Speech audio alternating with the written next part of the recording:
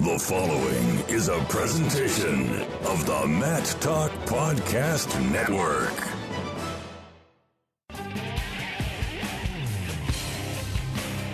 It's time for the Guillotine Grapevine, a podcast for the land of 10,000 wrestlers. 10,000 wrestlers. Now, here's your host, award-winning wrestling broadcast journalist, Jason Bryant.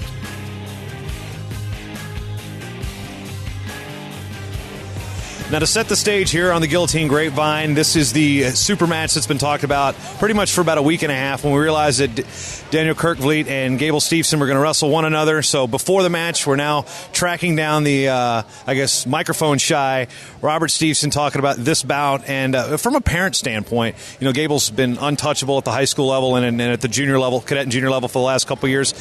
When this match started to get talked about and, you know, Simley and Apple Valley were on the schedule, what were your thoughts?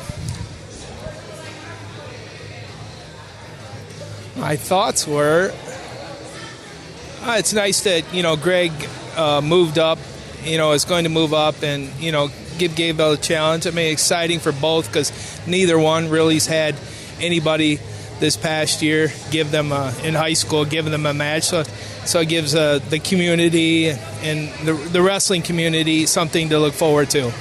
Now, if it's possible to take yourself out of the emotional side of things and put yourself strictly as a wrestling fan, we've got two incredible athletes, two incredible wrestlers meeting in a dual meet on a Friday night, and this place is going to be jammed. There's nothing but positives that can come out of this.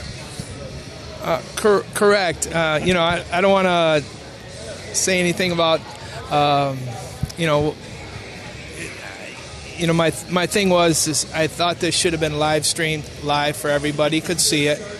You know, it only helps grow our sport. Not only fans are going to stuff this place anyways, but how many more people on the outside, you know, people from Indiana, people from, you know, grandparents, relatives are going to sit and watch this match. You know, to me, that's the biggest, downfall for this. It's not live. So in terms of Gable's development as a wrestler, you named him Gable Dan Steveson. So there's obviously the wrestling background that, you know, we've talked about since he was a little kid. But did you ever see him getting this good to win the 3 world championships? I mean, he hasn't even hit college yet.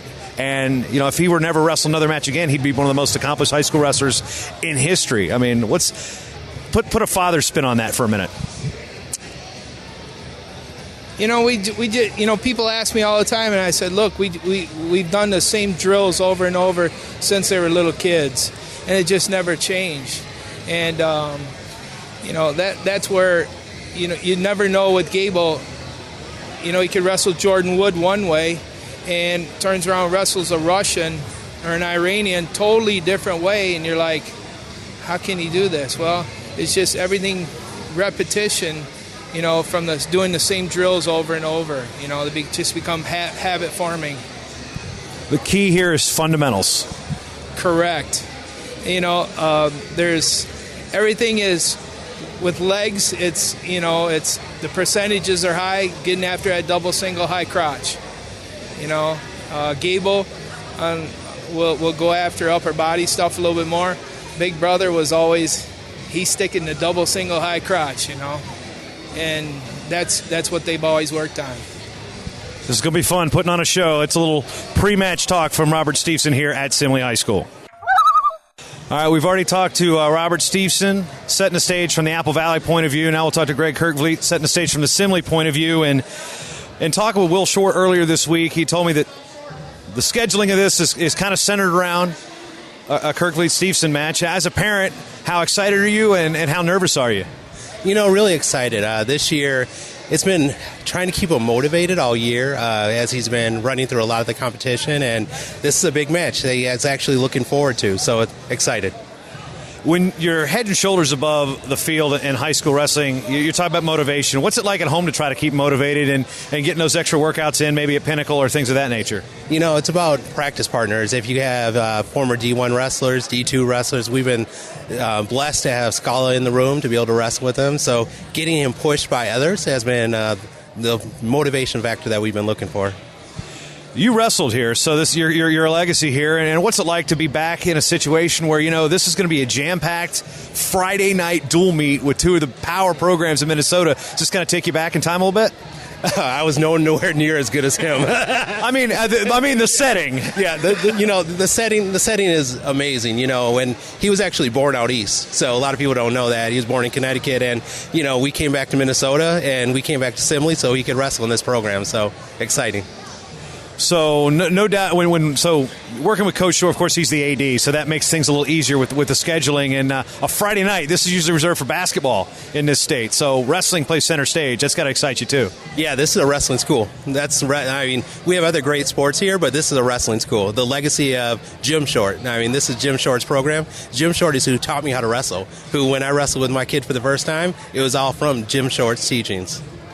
Now, Gable and Greg, they've known each other for a while. They've worked out together periodically. And there's a size advantage, but these two have a general respect for one another that's, what happens on the mat is going to happen on the mat. But how do you see their interactions off the mat? It's great. Gable is a great kid. He is a great young man. He's going to represent Minnesota well. He represents himself well. Whenever he sees me and my wife, he says hi to us at every tournament. I think it's going to be great after this match, too. Take the World Championships out of this. This is still one of those super matches where you got, arguably the two best. Well, looking at rankings, I think Greg's sitting at number 3, depending on his weight class, and a senior-dominated weight class where, take the World Championship out of it, you still got a great match. Now you add the whole world gold into it. That just adds another degree of wow to this. Yeah, you know what? This summer, he actually tried to get on Who's Number One to actually wrestle where Flo's Who's Number One. He got injured, but he was still willing to do it, but Flo never called, and he decided to, then we had surgery. So this is his match to kind of prove that why he should be number 1 at 220. Landscape of wrestling in Minnesota hasn't really changed over the years. You've still got the players. They might be at different schools now, like Jackson's no longer at Apple Valley. He's down at Shakopee, but you still got the Apple Valleys, the Simleys, the STMAs kind of really running things. Shakopee, of course, has made the run since Jackson's been there, but wrestling is healthy in Minnesota right now. Oh, it's amazing. It's amazing. You think about the Storm, the club, how the Gophers are really supporting the Storm. The young wrestlers, we have the 2 best heavyweight wrestlers in the country right now. It's amazing. What was the most satisfying thing when you and I met in the airport in Athens on the way back, and Greg's got the belt, he's holding it like he's a WWE champion, and as deservedly so, but what's it been like since then to try to keep him motivated or keep him more excited to wrestle? And what's it been like for you going, okay, our phone's ringing a lot more than it was? Yeah. The most exciting thing has been and to keep him motivated, but he's becoming a young man. You think about this sport, you're never an NFL player, you're never making millions of dollars, but we're raising young men that know how to work hard. So that's been the most exciting thing. And keep talking to them about it. Like I said in this match, millionaires are the ones that step up to challenges like this. So you're going to use this type of challenge in life when you're owning your own business or whatever you choose to do. All right, final question. I asked the New England Patriots and the Philadelphia Eagles all week who they've got in the Ohio State-Penn State match. First of all, I'm going to ask who you've got in Ohio State-Penn State.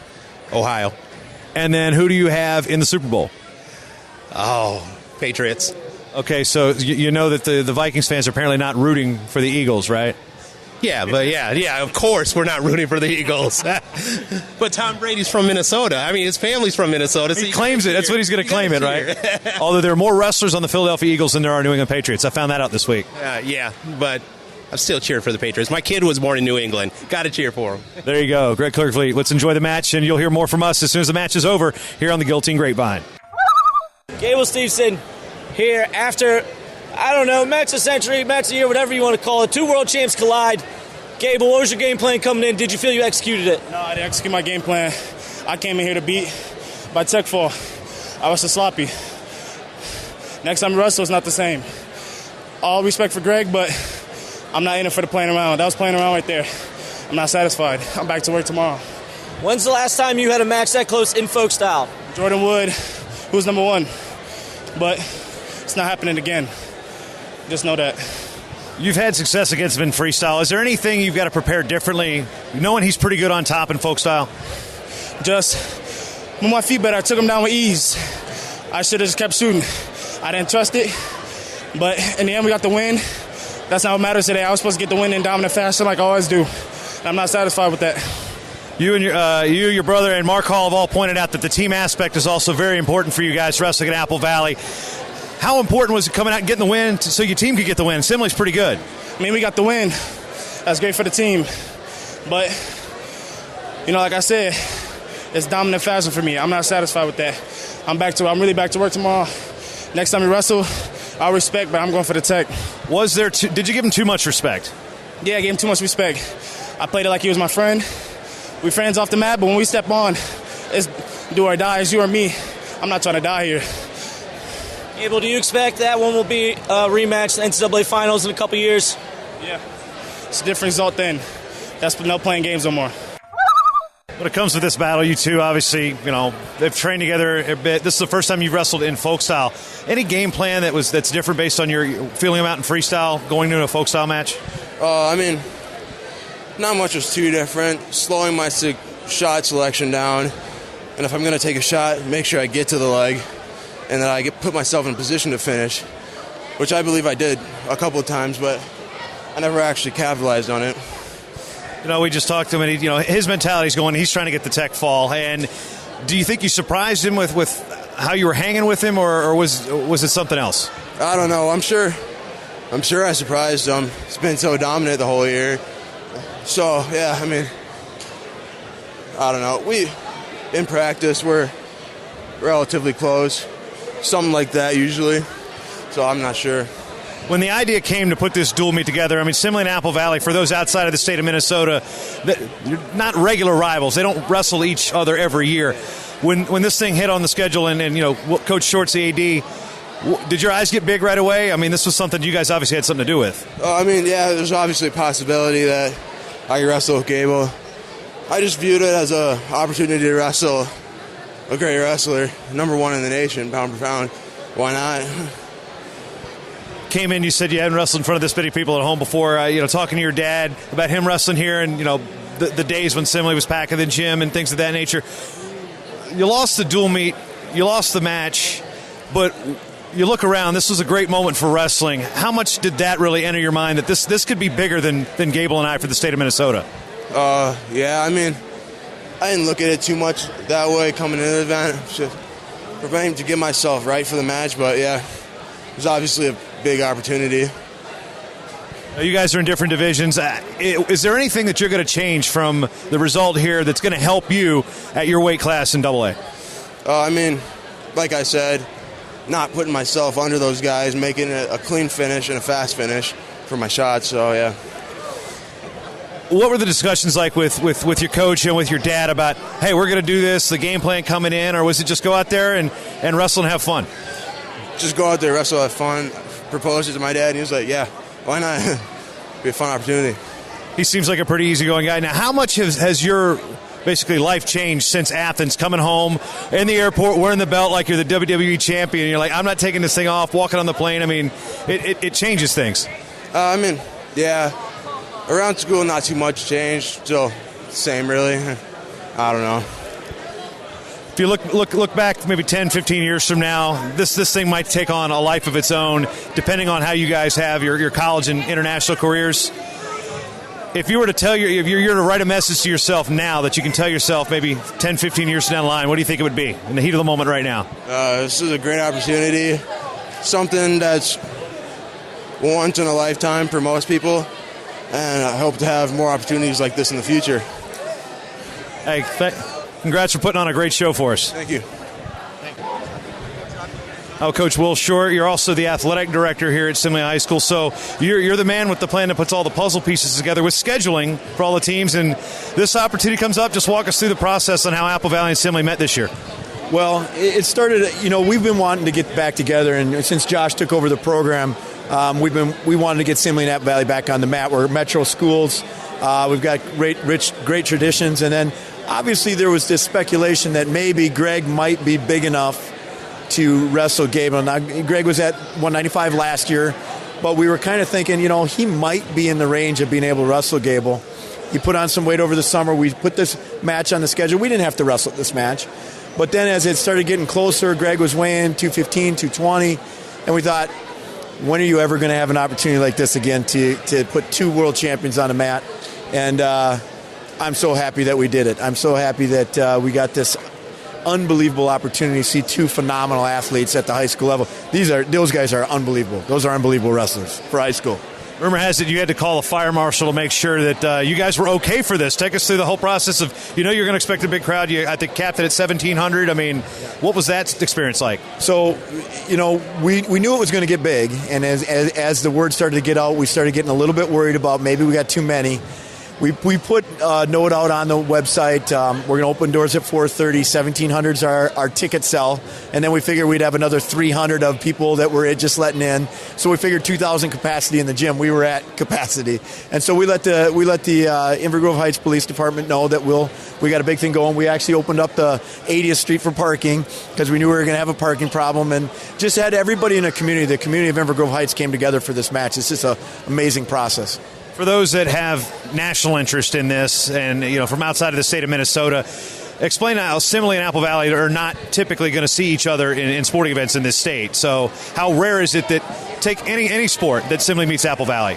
Well, we're not the same size school. They've got 1,700 kids, and we got about 1,000. They're in the large schools and everything they do, and we're usually in the middle class or the small class.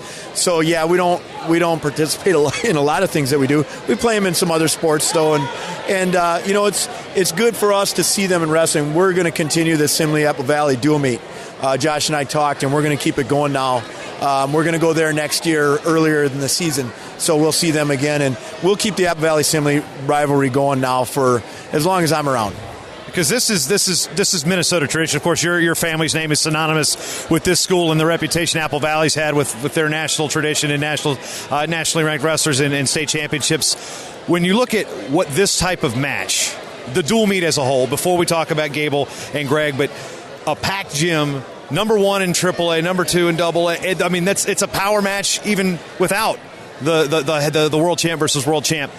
Do we want to see more of this? Gyms packed with single duels on a Friday night? Well, that's what wrestling has gone away from at the high school level, and that's what we're missing. We just got to get back to making. What we got to do is start making our best wrestlers wrestle each other. And that's a hard thing to do because, my guy took a loss today. I don't think Steveson-Kerkvliet loses a match all year if he stays at 220. And, I'm not really going out on a limb when I say that. He was willing to go up, wrestle a guy, the greatest high school wrestler of all time. Gable is credentially the greatest high school wrestler of all time, and give up, some weight and go up there and wrestle him and battle him and possibly take a loss, but he didn't care. He's like, I want to go for it. And so you're right, exactly what this sport needs. And you can see now with Flow Wrestling and the attention and track and the attention that this is getting, more people are going to start doing this because people want to see the big matches. They want to see the best wrestlers wrestling each other, and it draws attention. And so I think we're going to see a lot more. I really do. Doing the math is kind of bittersweet. You gave up the forfeit at 220 to bump Greg up, and that pretty much sealed the fate of the dual meet. Hindsight being what it is, you want to see a match, an Olympic match, but it wouldn't have been nice to be, okay, this one could come down. It could come down heavyweight, could decide it, one match the other way. Yeah. Well, we had a plan at 220, and it didn't work out. We just screwed up on the scale. We weighed a guy in with 4/10 under the weight class, and it was awesome. 4/10 under the weight class, and we ended up having to forfeit. It was just a mistake. It's high school kids. Our 195 pounder, who's generally our 195 pounder, weighed in at 184.6. He needed to weigh in over 185. If he would have, then we could have put him out at 220, and then we could have had that match. So we just screwed up on the scale. There's nothing more we can say. I felt bad for their guy. We didn't want to forfeit. They had a few guys out, and they let us in the duel a little bit there. And if we had had that 220 match, it sure would have got exciting. But it's okay. You know what? It's this season. This is a match that helps us grow as young wrestlers because we have a young team, and they're great on top, and they're strong, and they're big for their weights. And we learned a lot about stuff tonight, and so it helps us. We'll grow from this. Yeah, from a high school wrestling standpoint here in this state, it's nice to have it in somebody's gym versus, say, a matchup happening at the Cheesehead or even here in Minnesota at the Clash or the Christmas tournament. There's something about a dual meet that set this thing up. Is that what made this truly special? And I'm not being mean when I say this, But if Greg was going to move up and wrestle Gable, it was going to be here at Simley High School on his mat in his gym, not at the Cheesehead, not at the Christmas tournament. Nothing against those tournaments or those programs, but this was our showcase of his talent, and that we wouldn't have done it there. This is where you do something like this. This generate our community and got us going. This was exciting. We've been talking about this for 2 weeks. Our kids were wearing T-shirts all day. We're selling T-shirts. The community's all about it. It's been awesome. It's been awesome. I mean, Greg's kind of a low-key guy. He's not a big talker right now in terms of some of his interviews and whatnot, and he seems kind of shy at some point. Do you think that might have freaked him out a little bit? Everybody's wearing T-shirts for me. I mean, you got a 16, 17-year-old kid here. That's a lot of pressure. Greg is the most humble champion I've been around. He's a class act all the time. Everything he does is exceptional. He trains hard. He lifts hard. He does everything he can every day to become the best wrestler he can be. He is dynamite. I got nothing but respect for the young man, and I'm impressed with him every single day. Support wrestling in the land of 10,000 wrestlers by subscribing to The Guillotine. 9 issues a year for just $20, the best value in Minnesota wrestling. Subscribe at theguillotine.com/subscribe. This show is part of the Matt Talk Podcast Network. For more wrestling podcasts, head over to MattTalkOnline.com.